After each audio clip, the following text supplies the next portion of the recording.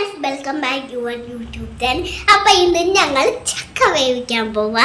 ചക്കയ്ക്ക് വേണ്ടി ഞാനും അച്ഛനും അമ്മയുവാ തയ്യാറെടുപ്പിങ്ങനെ. അപ്പം നമുക്ക് അമ്മയ്ക്ക് കൊടുത്താലോ ഫോൺ. അപ്പം ചക്ക വേവിക്കാം ഗൈസ്.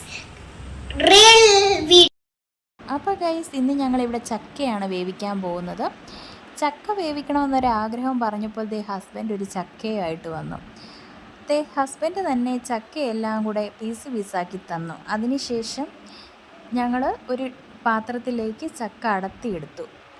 പിന്നീടുള്ള പണി അറിയാമല്ലോ, ചകിണി പറിച്ച് മാറ്റി വെക്കണം, അതുപോലെ തന്നെ ചക്കക്കുരുവും മാറ്റണം. അങ്ങനെ ചക്ക ഓരോന്നായിട്ട് ചെറുതായിട്ട് അരിയണം. ഇത് കുറച്ച് മെനക്കെട്ട പണിയാണ്. എന്നാൽ പോലും ചക്ക വേവിച്ചത് കഴിക്കണമല്ലോ എന്നുള്ള ആഗ്രഹത്തോടു കൂടി ഞാനും ഹസ്ബൻഡിൻ്റെ അമ്മയും കൂടെ ചക്ക ചെറുതായിട്ട് അരിയാൻ തുടങ്ങി. അരിഞ്ഞതേ ഒരു പാത്രത്തിൽ നിറച്ച് ചക്ക ഞങ്ങൾ അരിഞ്ഞ് റെഡിയാക്കി വെച്ചിട്ടുണ്ട്. അപ്പോൾ ഈ സമ്മർ സീസൺ ആയതുകൊണ്ട് ചക്ക കഴിക്കാമല്ലോ എന്നുള്ളൊരാഗ്രഹത്തിൽ ചെയ്തതാണ് കേട്ടോ. ചക്ക ഒരു പാത്രം നിറച്ച് അരിഞ്ഞെടുത്തു. ചക്കക്കുരുകൂടെ ചേർത്ത് ചക്ക വേവിച്ചാൽ നല്ല ടേസ്റ്റാണ്. ഇതാണ് ചക്കക്കുരു. അതിലേക്ക് നമുക്ക് ചെറുതായിട്ട് അരിഞ്ഞ് വെച്ച് ചക്കയൂടെ ചേർത്ത് നമുക്കിവിടെ വേവിക്കാൻ വെക്കാം. അതിനാവശ്യത്തിന് വെള്ളം ചേർക്കുക. വെള്ളം ആവശ്യത്തിന് വെച്ച് നമുക്ക് ചക്ക വേവിച്ചെടുക്കാവുന്നതാണ്. അപ്പം കൊതിയായിട്ട് വയ്യ ഗൈസ്, നിങ്ങൾക്ക് ചക്ക വേവിക്കാൻ കൊതിയാണെങ്കിൽ ഇപ്പം തന്നെ വേവിക്കുക.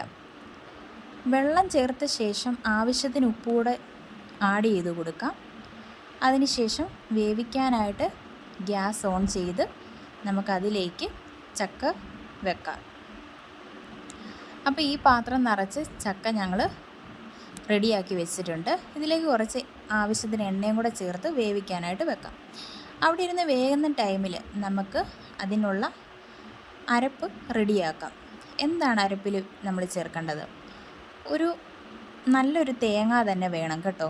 കാരണം ഒരു പകുതി തേങ്ങ എടുത്താലും നമുക്ക് ചക്കയ്ക്ക് ടേസ്റ്റ് കിട്ടണമെങ്കിൽ ഒരു ഫുൾ തേങ്ങ തന്നെ ചേർത്ത് കൊടുക്കാം.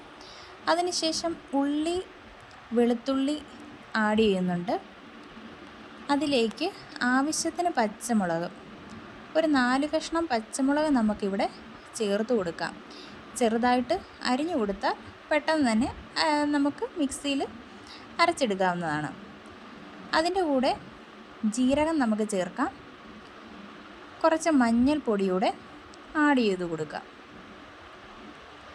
ഇതെല്ലാമായിട്ട് നമുക്ക് അരപ്പിവിടെ റെഡിയാക്കിയ ശേഷം ചക്ക ഇവിടെ വേകുന്നുണ്ട്.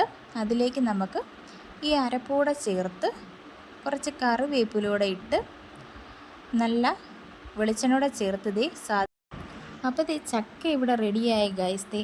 ആവി പറക്കുന്നുണ്ട്, നല്ല കൊതി വരുന്നുണ്ട്. അപ്പോൾ എല്ലാവർക്കും ചക്ക ചൂടോടെ തന്നെ സൈഡ് ഡിഷായിട്ട് നമുക്ക് മാങ്ങ അച്ചാർ അല്ലെങ്കിൽ നല്ല എരിവുള്ള മീൻകറിയും കൂടെ ചേർത്ത് ചാറ് കൂടെ ആഡ് ചെയ്ത് നമുക്ക് ഈ ചക്ക കഴിക്കാം ഗൈസ്.